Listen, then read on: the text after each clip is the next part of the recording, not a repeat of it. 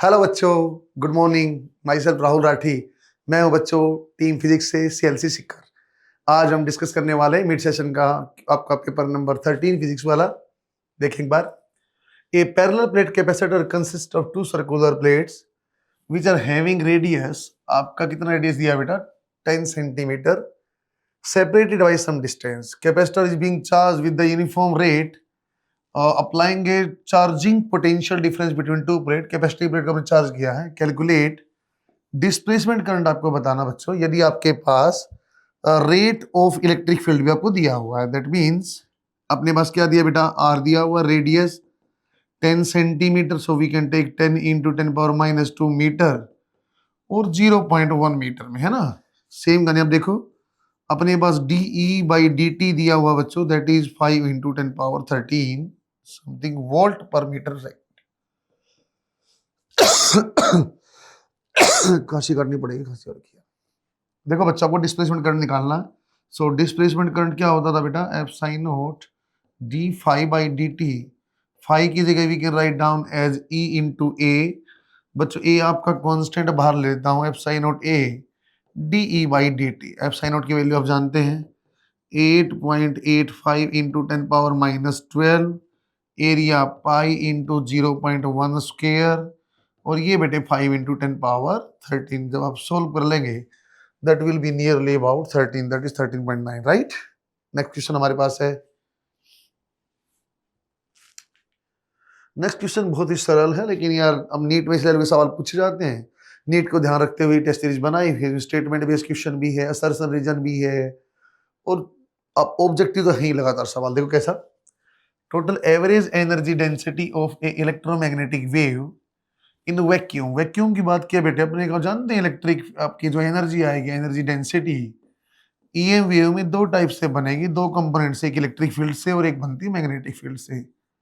केवल और केवल दोनों का डायरेक्ट फार्मूला जोड़ा हुआ हम जानते हैं। इलेक्ट्रिक फील्ड में F half into F sine not into E square, ये वाला कंपोनेंट सही है। लेकिन बच्चे यहाँ देखो, इसमें ये वाले आपका गलत लिखा हो, क्योंकि ये होता बेटा 1/2 mu not be square. That means option number 4 is correct. सीधा फॉर्मूला बेस्ड था, आसान सवाल था। नेक्स्ट क्वेश्चन हमारे पास है यार, an electromagnetic wave travel in vacuum along Z direction. Z direction में मूव करता है इलेक्ट्रिक फील्ड, आपको दिया हुआ है। आपको करेक्ट स्टेटमेंट बतानी है। तो पहली बात तो ये देख लो यार, बी की वैल्यू क्या आएगी, है ना। हम जानते हैं B will be equal to E divide by C. तो simple E divide by C तो मैं यहां बना देता, तो आपका E1 IJ। लेकिन ये आप देखोगे बेटा, या कोस के एक्स माइनस ओमेगा टी। हाँ ठीक है सर, बिल्कुल ठीक है। लेकिन यहाँ यार साइन लिखा हो, इसलिए ऑप्शन गलत हो जाता है। यहाँ कोस से प्लस आ गए, ये भी गलत हो जाता, दोनों ऑप्शन आपके गलत बन गए हैं। हम जानते हैं इलेक्ट्रिक और मैग्नेटिक फील्ड के परपेंडिकुलर आप दोनों मोशन करते हैं वेव, तो जो आपकी यहाँ लाइट बननी चाहिए that should be plane polarise, पूरी प्लेन आपका पोलराइज होना चाहिए। जेड एक्सिस में ई और आपका बी दिया, तो that means X Y plane, है ना। नेक्स्ट क्वेश्चन हमारे पास है, इलेक्ट्रिक फील्ड पार्ट ई दिया हुआ बच्चों अपने पास, ई एक्स तो 0 EY दिया हुआ है। आप जानते हैं यार, ये जो लिखा टी के सामने that is omega. So omega की value 2 pi into frequency, that is 2 pi into 10⁻6। तो फ्रीक्वेंसी तो आपकी इस ई वेव की 10⁻6 हर्ट्स है। वो जो एक्स के सामने लिखा ना बेटे, ये के होता 2 pi by lambda. So 2 pi by lambda की जो वैल्यू है पाई इंटू 10⁻⁻2। पाई से पाई कैंसिल किया, लेमडा आएगा बेटे 2 divide by 10⁻⁻2, that is equal to 200। So अपने पास जो ई वेव है, इसकी फ्रीक्वेंसी जो आपका दिया बच्चों 10⁻6 है, और जो वेव लेंथ है दैट इज 200। देखते हैं ऑप्शन कौन सा है। सर पहले वाले में फ्रीक्वेंसी अलग है, तो बता भी वाई डायरेक्शन रखा है, आप गलत बन गया है ना। सेम आप देखोगे बच्चों, दैट मीन्स अपनी फ्रीक्वेंसी भी दिया है और एक्स डायरेक्शन भी दिया है, दैट इज ऑप्शन नंबर 3, वही अपना करेक्ट भी, राइट बच्चों। नेक्स्ट हमारे पास है,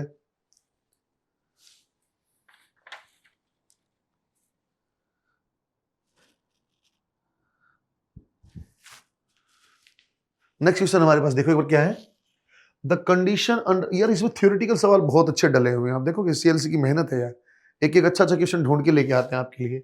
the condition under which microwave oven heat up the food item containing containing water molecules containing water molecules with most effectively efficiently, सबसे जल्दी आपको सबसे अच्छे से जल्दी पानी आपको खाना गर्म करना है और जो वाटर मॉलिक्यूल्स उसको निकाल देना है। कब हो सकता है यार? सर वाटर मॉलिक्यूल देखो, आप जब हीट करो वाइब्रेट करेंगे, संभावना क्या बनती है यार? रेजोनेंस फ्रीक्वेंसी हो जाए पानी वाले आपकी वाटर मॉलिक्यूल्स की और आपकी माइक्रोवेव की फ्रीक्वेंसी, दैट मीन्स फिर आप बोल सकते हो सर हाँ अब आपका जल्दी से जल्दी खाना गर्म हो जाएगा। The frequency of microwave must match with the resonant frequency of water molecule, और यही आपका करेक्ट भी है, यही हमने बोला भी, राइट।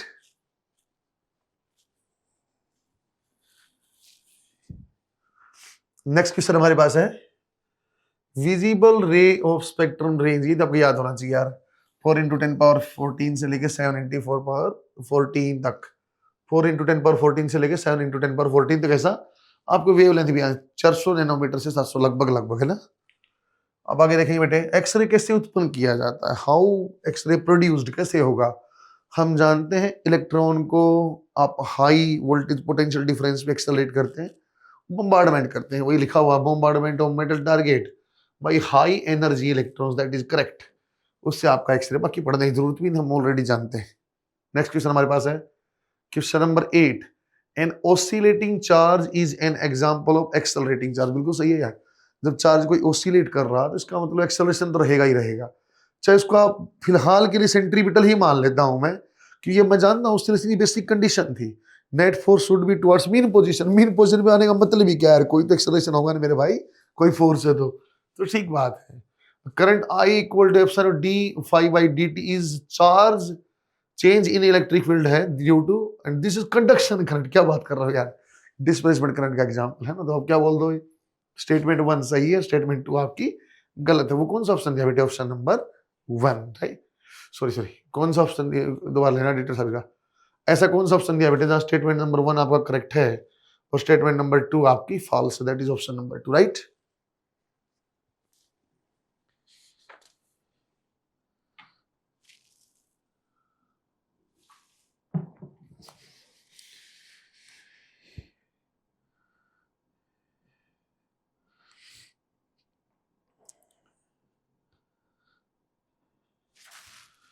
नेक्स्ट क्वेश्चन हमारे पास है मैच द कॉलम, यार मैच द फॉलोइंग के भी सवाल इसमें डले हैं, काफी अच्छे क्वेश्चन है। कॉलम 1 बोलता है E dot D A Q by epsilon not, जानते हैं बेटे गॉस लॉ इसको बोलते हैं इलेक्ट्रोस्टैटिक का। ऐसा कोई ऑप्शन है क्या कॉलम नंबर 2 में? सर फैराडे लॉ है, एम्पियर मैक्सवेल है और Gauss law of electrostatic. Yes, जो ए है बेटे थर्ड से मैच करेगा। देखो बच्चों, ए थर्ड से मैच करेगा, ये तो 2 सही है या बच्चों आपका 3 सही है। मैच द फॉलोइंग पूछने का मतलब है ना, अपने हाथ में से लड्डू दे दिया, तुम आधा सवाल जानो तब भी तुम्हारा आंसर सही है, चेक कर लेते हैं आगे। Sir B dot D A equal to, B और डी फील्ड इनटू में एरिया, तो वही फिर आपका गॉस लॉ जैसा ही बन गया, लेकिन ये मैग्नेटिज्म में आपने पढ़ा है, गॉस लॉ फॉर मैग्नेटिज्म आपका 4 पे आ गया। ए 3 और बी आपका 4, बच्चों यहाँ B2 और ये B4, ऑप्शन 3 सही। आगे जाने की जरूरत है, चाहे चेक कर लो। सी का 1 आएगा, E डॉट डी आई, इसका 1 देखो फैराडे लॉ है, और B dot D I that is again आपका टोटल करंट आ गया, कंडक्शन और डिस्प्लेसमेंट, ये आपने कब पढ़ा बेटे, एम्पियर्स मैक्सवेल लॉ, राइट। सरल टाइप का सवाल, आसान। नेक्स्ट क्वेश्चन हमारे पास है द डायरेक्शन ऑफ डिफ्लेक्शन, बहुत अच्छा, EMI के सवाल बहुत अच्छे बनते हैं। पॉइंटर किस डायरेक्शन में जाएगा, बहुत आसान है भाई, नॉर्थ पोल दूर जा रहा है, नॉर्थ दूर जाएगा तो लेंज लो बोलता है जो तुम्हें उत्पन्न करेगा मैं उसका विरोध करूंगा। तुम नॉर्थ को दूर मैं जाने दूंगा नहीं, जो तुम बोलोगे तो मानेंगे ही नहीं। नॉर्थ दूर जाएगा तो मैं कोशिश करूंगा साउथ बन जाए, अट्रैक्ट करने की कोशिश करूंगा, साउथ बनना मतलब क्लॉकवाइज करंट, क्लॉकवाइज का मतलब करंट आप समझ गए, ए से बी आपका जाना चाहिए, so it will deflect towards B, A से बी फ्लो करेगा मतलब बी की तरफ आपका डिफ्लेक्ट होगा, राइट बच्चों।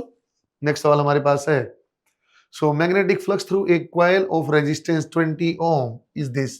फाई अपने पास है, करंट कब जीरो होगा, देखो यार करंट का मतलब है बेटे आप D phi by D T that is EMF divide by R कर लो। भाई करंट जीरो होने का मतलब तो D phi by D T को जीरो करना, सीधी सीधी बात तो यही है। आर की वैल्यू तो दिया भी, फिर भी D phi by D T देख लो एक बार, अलग से मैं D phi by D T की वैल्यू निकालूं डिफरेंशिएट करके, ये बन जाएगा बेटे टी स्क्वायर, ये बन जाएगा बच्चों टी, और ये माइनस का दिस इक्वल टू जीरो कब आएगा, T equal to minus B plus minus B square minus का 4 into A into C divide by 2। यार टाइम कभी नेगेटिव हो नहीं सकता है, सो 1 + 3 डिवाइड बाई 2, 4/2। जब 2 सेकेंड हो गए ना बेटे, जब चेंज इन फ्लक्स जीरो है मतलब EMF जीरो है, और जब EMF जीरो है मतलब बच्चों करंट भी आपका जीरो आएगा, वही आपसे पूछा हुआ। कब करंट होगा? That is equal to t equal to 2 second, right. Next question फिर से वही ईएमआई का बेटे, डायरेक्शन केवल बताने के लिए। ये अच्छे सवाल है यार ना, नीट पे बिल्कुल रैंक बना सकते हैं कि तुक्का मारना पड़ता है। जिस बच्चे नहीं सीखा तुक्का मारना पड़ेगा, लेकिन हम सीखे बच्चे से। मैंने बोला ये रजिस्टर में आप ना करंट की डायरेक्शन बताओ, ए से भी है कि बी से है कि सी से डी है कि डी से, कोई दिक्कत नहीं यार। मैंने अभी बोला नॉर्थ दूर जाएगा तो मैं पास लाऊंगा, साउथ बनाओ।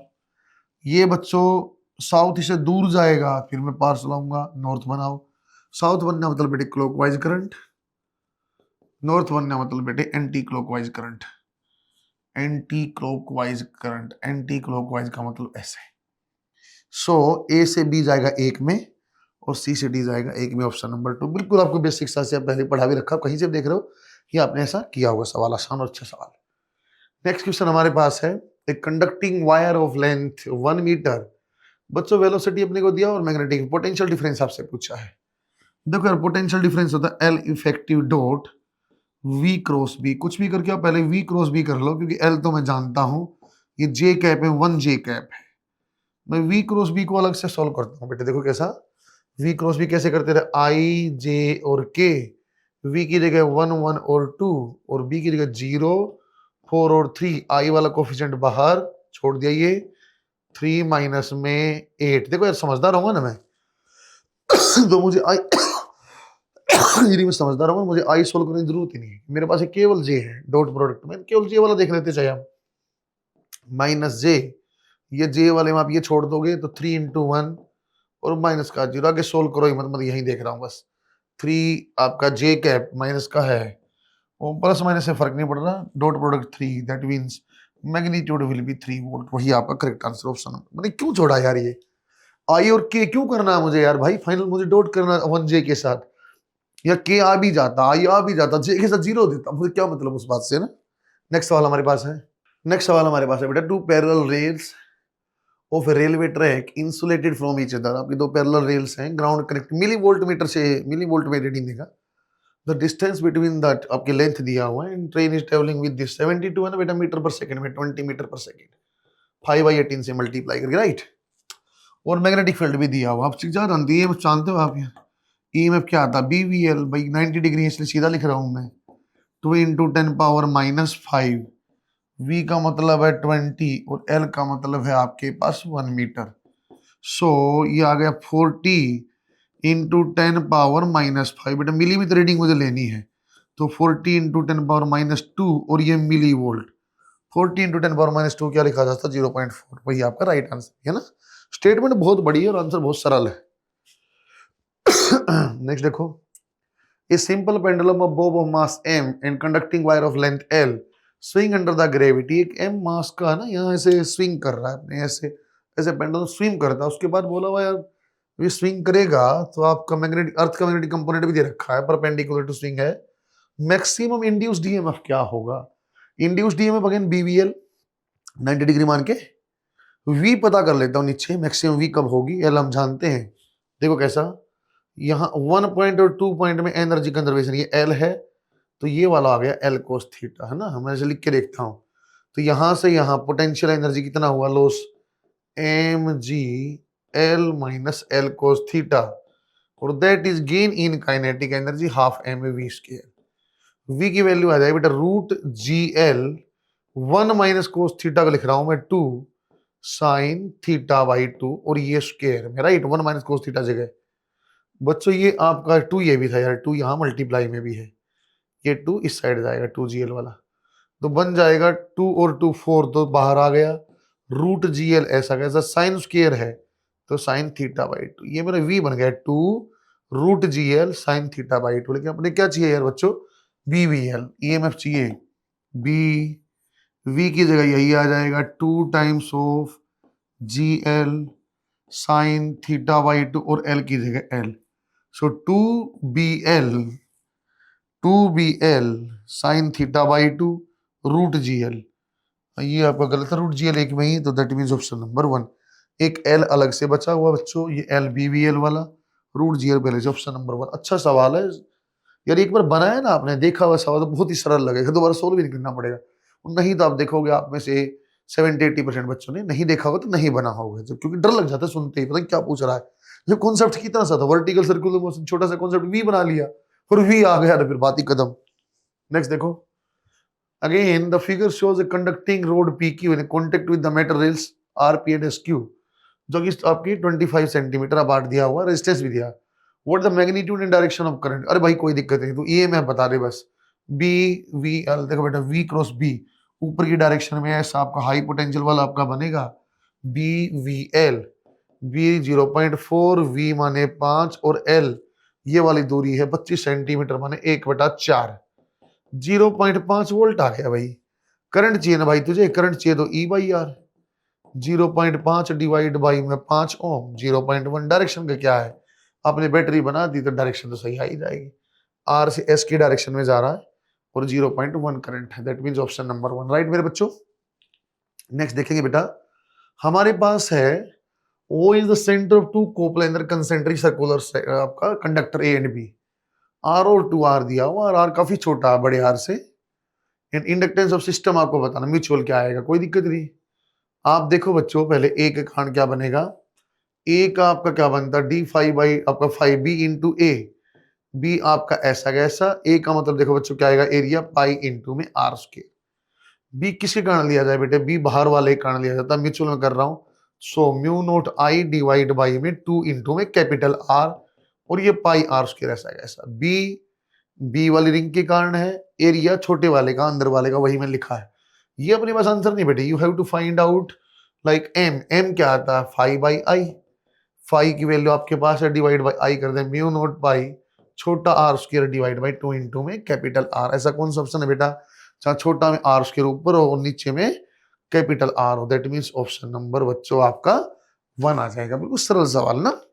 नेक्स्ट क्वेश्चन हमारे पास है लेंजीज लॉ वायलेट, क्या मजाक कर रहे हो, वायलेट नहीं करते, इसके ऊपर बेस है, assertion is wrong, Lenz's law is based on energy conservation, तो वायलेट्स बोल रहा, गलत हो गया। Induced EMF always opposes change in magnetic flux response, ये बिल्कुल सही है।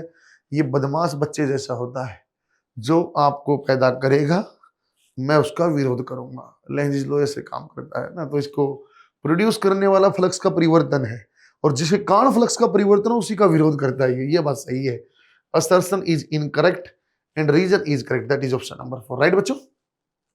नेक्स्ट क्वेश्चन हमारे पास है बेटा, if the inner solenoid is much shorter, एक बड़ी सी सोलिनॉइड और एक इसके अंदर छोटी सी सोलिनॉइड ऐसे रखी हुई है ना, inner solenoid is well placed inside है, then flux link is N1 can be still calculate, क्या ऐसा कर सकते हैं क्या, बिकॉज लगा देखते हैं, because the inner solenoid is effectively immersed in a uniform magnetic field. देखो यार ऐसे तो सोलिनॉइड के अंदर मैं यूनिफॉर्म बोल पाना सही नहीं, क्योंकि आप जानते हो एज के अराउंड वैल्यू कम होती है ना, अलग अलग पॉइंट पे अलग अलग होता भी अभी जानते हैं, लेकिन जब आप बहुत छोटी सोलिनॉइड और बहुत बड़ी चीज के अंदर, जैसे बच्चों इतना बड़ा कमरा है और इतने बड़े कमरे में एक पिन रख दूं, तो फिर मैं बोल सकता हूँ जो पिन वाली जगह है ना उसमें पक्का यार मैग्नेटिक फील्ड यूनिफॉर्म है, बिल्कुल वेल कैलकुलेट किया, बिल्कुल एग्जैक्ट सेम लाइन है, so that is option number 1, reason भी यही है और आपका असर्शन भी करेक्ट है राइट बच्चों। नेक्स्ट क्वेश्चन हमारे पास है बेटा, the principle of an AC generator is magnetic effect of current, बिल्कुल गलत बात है, EMI पे काम करता है, पैसे वाली EMI नहीं, इलेक्ट्रोमैग्नेटिक इंडक्शन।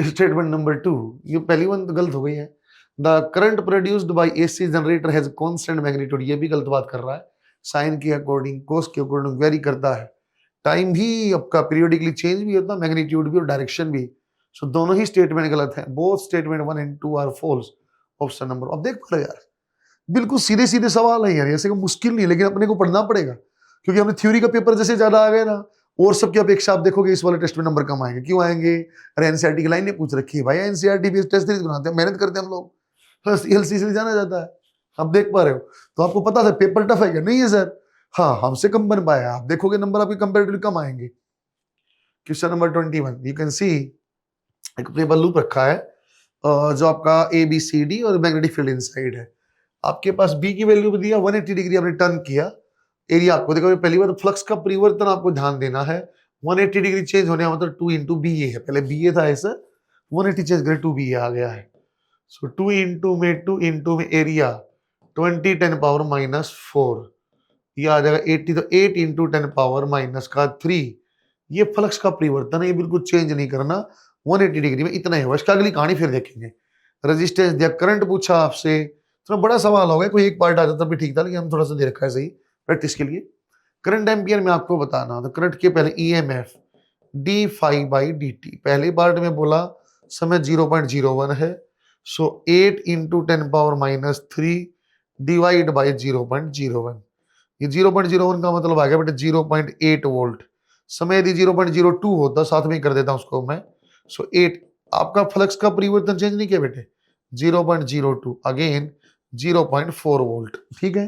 दोनों का अलग अलग ईएमएफ है, टाइम अलग अलग है, तो घूमने में टाइम अलग अलग लिया। तो करंट क्या बन जाएगा बेटे, current will be equal to E by R, E 0.8 है और आर की वैल्यू कितनी बच्चों हमारे पास 5 ohm, so 0.16 ampere, that will be current for 0.01 second. इतना करंट कहाँ बेटे, फोर्थ में, सो 1 का 4, एक ही देखो, एक में ही आंसर आ गया है, चाहो तो आप अगला चेक कर लो।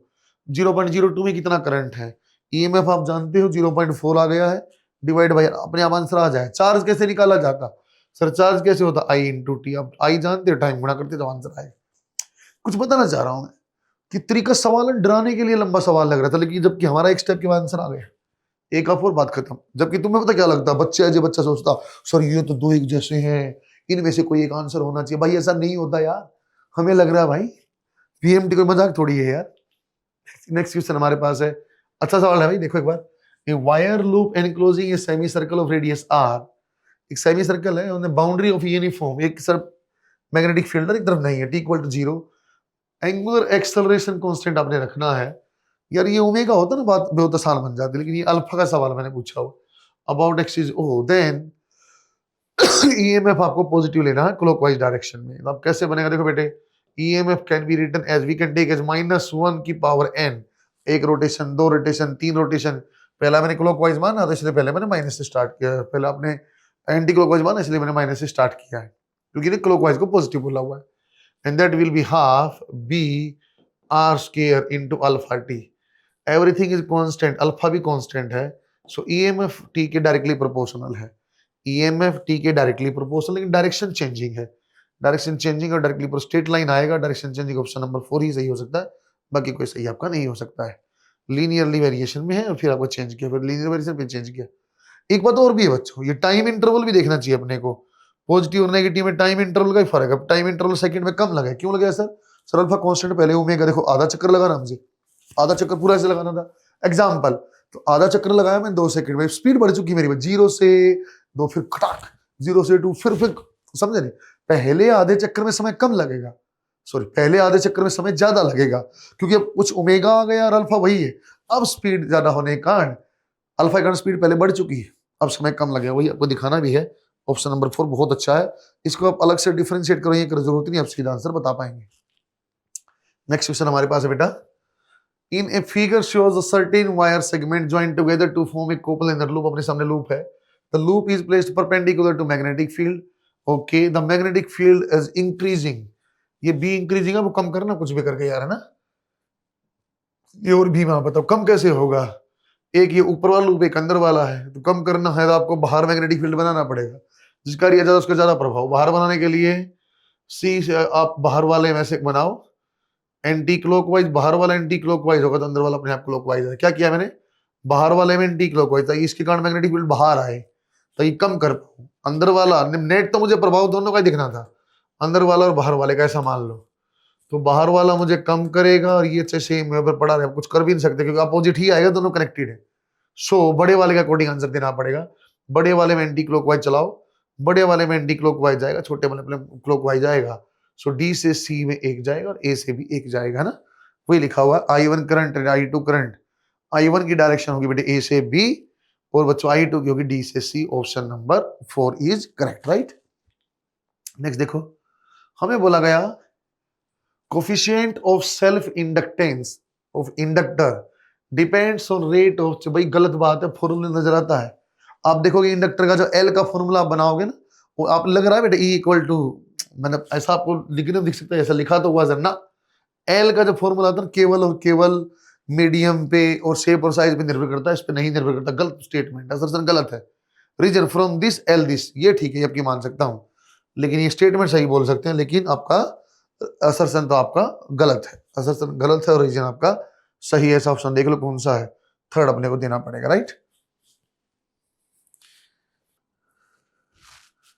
नेक्स्ट हमारे पास है question number 25। A conducting loop if rotated in a magnetic field with a constant angular velocity, ये आसान है, एंगुलर वेलोसिटी वाला है। At a time t equal to 0 plane of loop is perpendicular to magnetic field. ये plane of loop ऐसा मान लो, magnetic field अंदर परपेंडिकुलर, फिर रोटेट करता है ना। Then produce the maximum EMF करेगा जब ये पैरेलल आएगा। बिल्कुल ठीक है भाई, पहले ऐसे था, कोई फील्ड लाइन नहीं, बाद में मैक्सिमम 0। ये ऐसा होता है बेटे, जैसे मान लेता हूँ बोर्ड के अंदर मैग्नेटिक फील्ड है, लूप ऐसा था, अंदर फील्ड लाइन कोई जा नहीं सकती, लेकिन धीरे धीरे जब मैं घुमाऊंगा तो कोई ना कोई फील्ड लाइन पहले 1 2 3 4 5 6 10 आई, फिर घूमे, फिर कम हुई। अब जानते जनरेटर वाली कहानी मैं बता रहा हूँ, ये सही है। फिर बोला when a plane of loop is parallel to magnetic field, बिल्कुल सही। Flux passing through the loop will be 0, बिल्कुल ठीक है। 90 डिग्री एंगल होगा, तो 90 डिग्री एंगल होगा एरिया वेक्टर में और बी में, तो फिर आपका फ्लक्स 0 बन जाएगा। Both are correct. And explanation की बात करें तो ये इसमें एक्सप्लेनेशन नहीं है।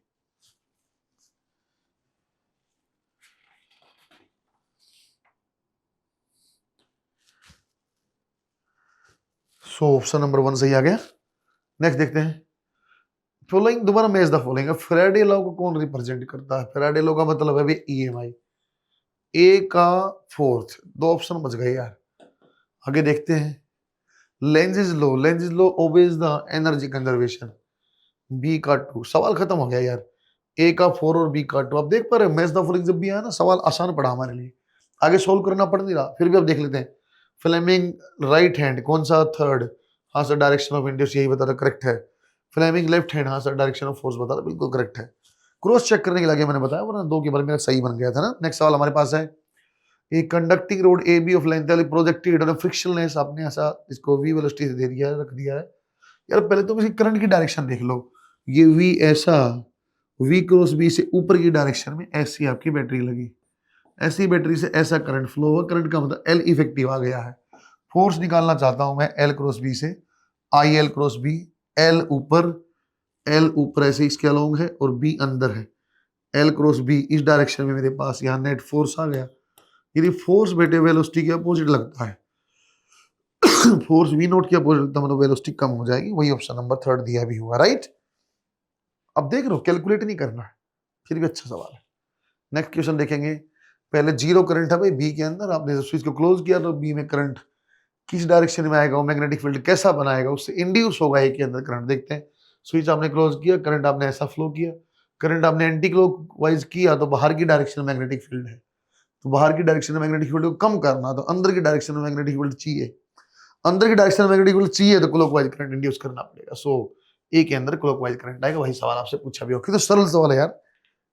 नेक्स्ट हमारे पास है, दिखने में खतरनाक होते हैं सर, एल भी है, आर भी है, सी भी है, लेकिन भाई डीसी से लगा हुआ टी इक्वल टू 0 के ऊपर। टी इक्वल टू 0 के ऊपर हम जानते हैं यार, ये आपका इंडक्टर तो ओपन हो जाएगा, अब कैपेसिटर आपका स्ट्रेट लाइन हो जाएगा। इनफाइनाइट समय के ऊपर कैपेसिटर ओपन हो जाएगा और इंडक्टर स्ट्रेट लाइन हो जाएगा। टी इक्वल टू 0 के ऊपर इंडक्टर ओपन कर दिया तो ये ई ऐसा गया ऐसा, आर ये ऐसा गया ऐसा, ये ओपन हो गई सी स्टेट और ये आर, तो इनिशियल करंट आ गया बेटे E by 2 R. T equal to infinite पर ये आपका ऐसे का ऐसा, ये रेजिस्टेंस ऐसे का ऐसा, ये प्लेन वायर हो गया ये आर, और यहाँ आपका ओपन सर्किट हो गया अगेन ये ई और ये 2 आर। अब देख पा रहे हैं दोनों ही समय में ई बाई 2 आर है, so current in the both cases will be 1:1 ratio, that will be E by 2 R, right. Next question हमारे पास है। When an electric motor is started a variable resistance, जो डिक्रीज करे समय के साथ, ऐसा सीरीज में लगा रहता है, that is known as motor starter. Starter motors को बोलते हैं रेजिस्टेंस को। This resistance is known as motor starter. सही बात है, स्टार्टर मोटर को उपयोग में किया जाता है, ये बात है, जो धीरे धीरे कम होगा। The back EMF in the beginning motor start is very small, ये भी सही है। बैक ईएमएफ बहुत कम है, इसलिए रेजिस्टेंस ज्यादा है वो मोटर स्टार्टर वाला, बाद में धीरे धीरे कम हो जाएगा, ये इसको बैक ईएमएफ बढ़ने के कारण। So both things are correct and also the correct explanation. So that means option number 1 आपका सही आ जाएगा बच्चों, राइट।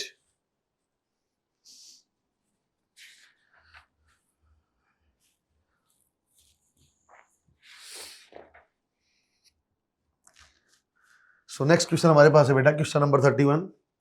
द रिलेशन बिटवीन, यार ये ना बहकाने वाला सवाल है। ये देखो 2 sin थीटा cos थीटा लिखा हुआ भाई, इस v को दोबारा लिखता हूं 2 into 60 sin 100 pi t, ये बहकाने वाला सवाल है। cos 100 pi t, यार ये आप देखो 2 sin थीटा cos थीटा, ये sin 2 थीटा 60 sin 100 pi का 2 times 200 pi into t, वही तो सवाल है यार। पीक वैल्यू 60 है और 200 पाई को ही बोला हुआ है angular frequency. So frequency will be 100 and peak value of voltage will be 60, है ना। एक बार को देखते लगता आंसर दे दूंगा यार 120, वो तुम्हें बढ़िया आ रही है, तुम्हें ऑप्शन 120 दे रखा मैंने, वरना वही टिक करते तुम 120, सो जबकि ऐसा नहीं है भाई, है ना। नेक्स्ट सवाल देखो, question number 30। The phase relation between the current voltage pure resistive circuit, भाई रेजिस्टिव सर्किट यदि आपका केवल रेजिस्टेंस है, मैं जानता हूं ईएमएफ और आई का रिलेशन क्या बनेगा। So I will be E by R, E की वैल्यू ज्यादा हो गया, वी की वैल्यू ज्यादा होगी, आर की आपकी करंट की value come, but both will be in the same page. Option number same जगह स्टार्ट करेंगे, सेम जगह स्टार्ट करेंगे, लेकिन वैल्यू जो आपकी आएगी कम होगी, राइट। नेक्स्ट क्वेश्चन हमारे पास है, which of the following statement are incorrect about capacitor. कौन सा कैपेसिटर के लिए गलत है।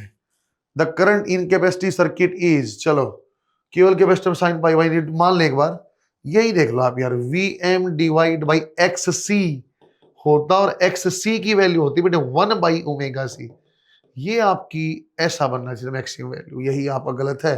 बाकी आप देखते हैं सबका वही लिखा हुआ है कि प्योर कैपेसिटी सर्किट में 1 बाई ओमेगा सी आपका होता है resistance, play the role of resistance, it is बिल्कुल सही है।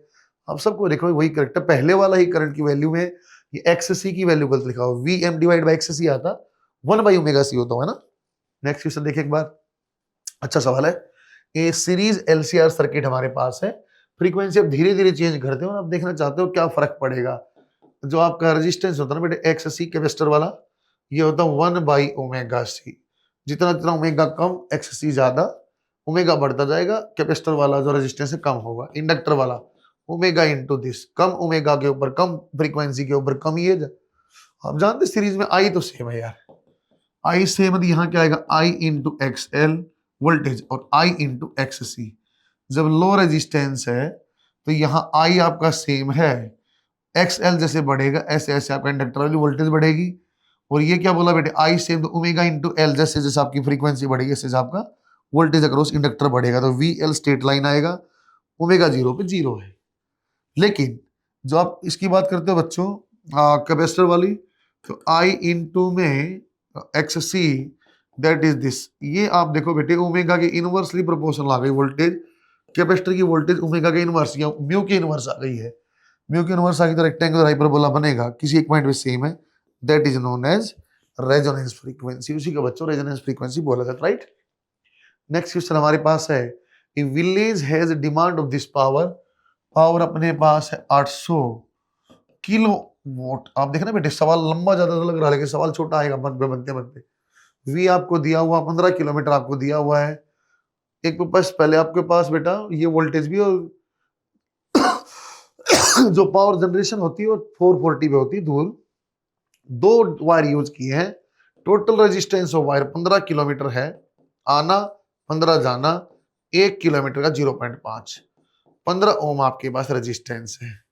सो उन्हें बोला step up down transformer use करना 4000 से 220, तो पहले तो ये देख लो यार पहले वोल्टेज कितनी है 4000, so that means I R M S क्या बनाओगे बेटे, पावर होता वी बाई आर, तो power divide by V R M S, power कितना बच्चों 800 इंटू में 10 की पावर 3 और ये आ गया 4000, कैंसिल किया, ये अब 20 से 202, ये आपका बन जाएगा बच्चों 8000 पे 200 एम्पियर करंट आपके पास सर्वात। आई आपको दिया हुआ है, आर आपको दिया हुआ है, लाइन लॉस आपको बता कितना लॉस हुआ, तो आप जानते हो पहले तो हाई वोल्टेज से गया 4000 से गया गांव तक, तो वो गांव के बाद अलग लॉस है, मैं है ना ये पावर स्टेशन से 4000 वोल्ट वाले से और गांव तक पहुंचाने का लॉस बता रहा हूँ, that will be I square into R, I square माने बेटे 200 इंटू में 200 और आर की वैल्यू आ गई 15। कितना बन जाए 15 चौके 60 और ये आपकी 10 की पावर 4, ये आ जाए बेटा 600 kilo volt. That will be loss only, right. Main line का लॉस है ये। नेक्स्ट सवाल हमारे पास है question number 36। Capacitor serves as a barrier for DC and offer easy path to AC. बिल्कुल सही बात है। कैपेसिटर रिएक्टेंस इज इनवर्सली, बिल्कुल करेक्ट बात है। इसका जो आपका रिएक्टेंस है 1/ओमेगा-c होता, जो कि एसी के लिए बहुत ही बढ़िया और डीसी के लिए ब्लॉक कर देता है इनफाइनाइट करके। Both are the correct and correct explanation also, right मेरे बच्चों।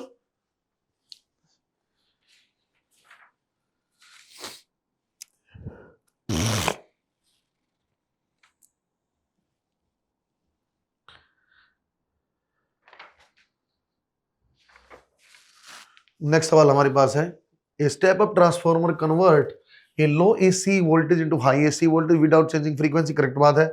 Core of transformer is made up of magnetic, बिल्कुल दोनों बात सही है, लेकिन कोई इसका लेना कोई इससे नहीं है। रीजन होता ना स्टेटमेंट, यदि होता सरसर रीजन होता फिर मुझे सोचना पड़ता। इसमें रीजन वाली बात ही नहीं, दोनों स्टेटमेंट बिल्कुल सही है, both are correct. Option number 4। Assertion reason होता ना बेटे, असरसर रीजन करेक्ट होता, लेकिन एक्सप्लेनेशन सही नहीं था। क्यों नहीं था सर? ये स्टेप अप स्टेप डाउन था ना, नंबर ऑफ टर्न पे निर्भर करता है, ऐसा कुछ लिखा नहीं है, तो इसलिए हमने को अलग तरीके से सोचना पड़ता। नेक्स्ट हमारे पास है इस circuit is connected to AC source 12 volt में इतना। जब एसी पे तब इंपीडेंस देखो क्या आएगा, 12 डिवाइड बाई दिस 0.2, 60 ओम आपका इंपीडेंस है एसी में। जब डीसी में है तो रेजिस्टेंस केवल आप देखोगे तो द 12 विल बी 0.4, 30 ओम। फिर बोला कौन सा सर्किट है यार, रेजिस्टेंस तो 30 हो गया है। अब क्या बच्चों ये एलसी हो सकता है, आर सर्किट तो है ही, ये एलसी छोड़ो आप, आरसी है एलसी। फिर अब डीसी में है ना यार, करंट फ्लो कर रहा, डीसी में करंट जीरो नहीं हुआ।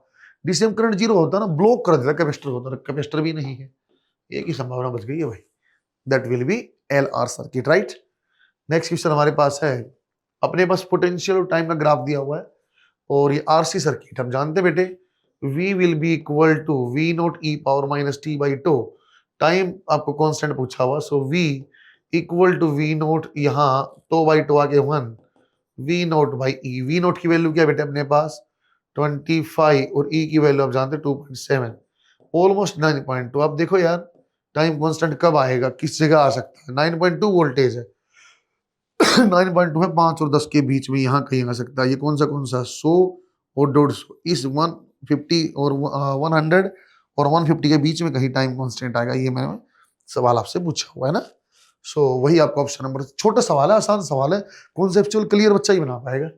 नेक्स्ट देखो, so for AC circuit supply voltage V RMS दे रखा है, वेरिएबल फ्रीक्वेंसी, फ्रीक्वेंसी चेंज कर सकते हो,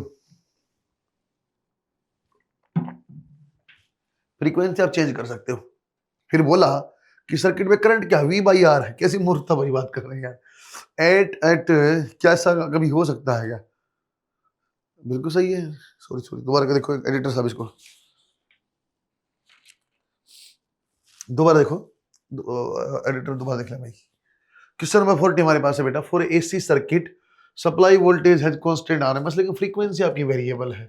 तो उसने बोला यार जब रेजोनेंस है तो करंट V बाई आर होगा। बिल्कुल ठीक है यार, क्योंकि मैं जानता हूं XC और XL ये बराबर हो जाते हैं और Z की वैल्यू R के बराबर, और करंट आ जाएगा भाई Z बाई आपका E by Z। That means जो भी होगा V बाई Z की जगह R का R, यही करंट फ्लो कर रहा है, वही आपको करेक्ट है। अब मल्टीपल करेक्ट है नहीं, अपने को जाने की जरूरत नहीं। रेजोनेंस फ्रीक्वेंसी क्या होगी मैं जानता हूँ, omega that is equal to 1 by root L C. Value दिया हुआ, मैं पुट करके देखता आंसर जो आएगा आएगा। सो अपने पास तो बेटा दिया हुआ रेजोनेंस पे करेक्ट ही है। नेक्स्ट है क्वेश्चन नंबर 41, अच्छा सवाल है भाई। पहले ना इसको देखो, साइन कोस को जोड़ को मैं E की दोबारा वैल्यू बनाता हूँ, E1 square E2 square sine omega T plus 5। पहले ये इक्वेशन दोबारा बनेगी। अब आरएमएस बतानी, ये पीक वैल्यू है बेटे, ई आरएमएस आप बनाओगे ना, peak value divide by root 2। Peak value क्या है E1 square plus E2 square फिर डिवाइड बाई रूट 2, इसलिए बच्चे से बनेगा। बहुत ही अच्छा, आपके जीवन में सिली मिस्टेक करने का इससे अच्छा कोई मौका नहीं हो सकता। और आप लोगों ने भगवान की कृपा से अच्छी की भी होंगी है ना, लेकिन भविष्य में नहीं करेंगे है ना। क्वेश्चन देखो नेक्स्ट, बोला एक लैंप है जो consume only 50% off peak power, what the phase difference between applied voltage and current. कोई बात नहीं भाई, पावर ऐसे होने में तो मैं ऐसे लिख देता हूँ बेटे, V R M S, I R M S, cos phi, इसलिए इसी को पीक पावर बोलते हैं बेटे। So that will be P naught by 2 और that is P naught cos phi, ये इन दोनों बीच का एंगल है। सो 1/2 कब होगा बेटे? कोस पाई बाई 3 जब बनेगा, सो फाइव की वैल्यू आ जाएगी, फेज डिफरेंस की वैल्यू आ जाएगी, दैट इज पाई बाई 3। अच्छा सवाल, आसान सवाल है। नेक्स्ट हमारे पास है क्वेश्चन नंबर 43। एक अगेन ई की वैल्यू दिया हुआ सर्किट में, पावर कंज्यूम आपसे पूछा हुआ है। आपको क्या लिखना है बेटे? आपको पावर कंज्यूम में, power consume we can write down as, we can power consume में आ जाएगा बच्चों अपने पास ई नोट बाई, चलो E naught I naught divide by 2 cos phi. जब दोनों में बच्चों आप जान ही रहोगी सेम, आपका केवल और केवल रिएक्टेंट, आपका रिएक्टेंस जो है आर के बराबर है। जेड जो आ गया ना R square plus X, L की जगह भी आर, रूट टू आर का मतलब बेटा फेज डिफरेंस आपका 45 का है। सो दैट मीन्स जो आप आई नोट निकालोगे that will be E naught by Z. E naught by Z का मतलब ई नोट ऐसा का ऐसा रूट टू आर लिखता हूं एक बार, ये ई नोट ऐसा का ऐसा divide by two E naught root two R cos 5 cos 45, we can find out E square by 4r। भाई कंफ्यूज नहीं होना, आप जानते हैं ना पावर के फॉर्मूले दो हो सकते थे बेटे, E R M S I R M S cos 5 वो बोल दो, या E naught I naught divide by 2 cos 5, क्योंकि बेटे E R M S E naught by 2, I R M S I naught by 2 वही लिखा हुआ है ना। फिगर शोज एक circuit that contain 3 identical resistance 9 ohm के बेटा, आइडेंटिकल इंडक्टर हैं 2 मिली हेनरी के, एक बैटरी आपने जोड़ी है 18 वोल्ट की, फिर बोला बताओ जस्ट स्विच आपने क्लोज किया क्या होगा। जस्ट का मतलब होता है कैपेसिटर शॉर्ट सर्किट और इंडक्टर ओपन कर दिया इंडक्टर को, ये ओपन किया, यहाँ करंट नहीं जाएगा, ये ओपन किया करंट नहीं जाएगा, लेकिन ये आर और ये आर ये दोनों बच गए बेटे, आर और ये आर दोनों पैरेलल में r/2, तो आर इक्विवेलेंट विल बी 9/2 माने 4.5 वोल्ट। ये तो हो गया, क्या पूछा, सॉरी 4.5 ओम। करंट पूछा बेटे V by R equivalent 18 divide by 4.5 4 ampere, that will be your option number 3 right. Next हमारे पास है बच्चों, switch is in position A for a long time, ऐसे लगा हुआ लॉन्ग टाइम तक, लॉन्ग टाइम में ना प्लेन बन जाता है, ये इंडक्टर आप जानते ही हो ना, आपका शॉर्ट सर्किट जैसा बन जाता है। Find out the maximum charge accumulated at capacitor, जब आपने स्विच किया, कोई बात नहीं प्लेन वायर हो गया है, so charge can be equal to I maximum omega into Q, सही है बच्चों, क्यू मैक्सिमम आपका आ जाएगा I maximum divide by omega.